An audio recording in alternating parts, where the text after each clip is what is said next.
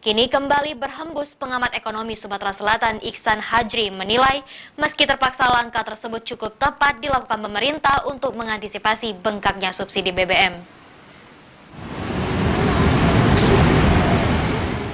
Rencana kenaikan harga bahan minyak atau BBM kini kembali berhembus. Bahkan pemerintah melalui Menteri Koordinator Bidang Kemaritiman dan Investasi Luhut Binsar Panjaitan menyebutkan bila kenaikan harga BBM akan diumumkan minggu depan. Diketahui rencana kenaikan harga BBM itu sendiri lantaran beban subsidi yang ditanggung APBN sangat besar sehingga menyentuh nilai 500 triliun rupiah. Menanggapi soal tersebut, pengamat ekonomi Sumatera Selatan Iksan Hajri menilai hal yang dilakukan pemerintah cukup tepat untuk mengantisipasi bengkaknya subsidi BBM. Namun juga kebijakan tersebut akan mengganggu masyarakat miskin dan kelas menengah rentan. Terlebih saat ini sedang terjadi inflasi bahan pangan yang hampir menyentuh 11% secara tahunan per Juli 2022. Iksan menilai hal ini bisa terjadi juga karena kurang bijaknya masyarakat dalam penggunaan BBM subsidi. Sudah sepatutnya ke depan masyarakat dapat memfilter dirinya dalam pembelian BBM, di mana jika masyarakat tersebut tergolong mampu atau menengah ke atas, yang tergolong dalam jenis kendaraan yang mewah, maka sudah seharusnya menggunakan BBM non-subsidi. Berbeda dengan BBM subsidi yang harus tepat sasaran dimanfaatkan oleh masyarakat yang masuk dalam ekonomi kelas menengah ke bawah ataupun industri kecil.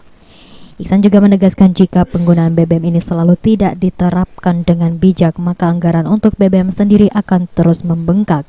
Padahal alokasi dananya bisa dimanfaatkan di sektor lain yang lebih bermanfaat, mulai dari pendidikan, kesehatan, hingga sektor strategis lainnya. Agar kita bisa lebih menyikapi secara bijak penggunaan BBM bersubsidi. Kalau memang kita tergolong masyarakat yang mampu, menengah ke atas, dan tergolong kendaraan kita kendaraan yang mewah, sebaiknya gunakan BBM non-subsidi seperti Pertamax, Pertamina Dex, Pertamax Turbo, dan lain-lain. Namun, diharapkan memang pengguna atau pemakai BBM bersubsidi ini masyarakat yang memang membutuhkan sekali BBM subsidi, seperti masyarakat menengah ke bawah dan industri-industri kecil. Kalau kita tetap seperti ini, itu anggaran BBM semakin besar, malah bisa menyentuh lebih dari 500 triliun. Yang mana sebenarnya anggaran tersebut bisa kita alokasikan ke sektor lain yang lebih bermanfaat, sektor kesehatan, pendidikan, dan sektor-sektor strategis lainnya.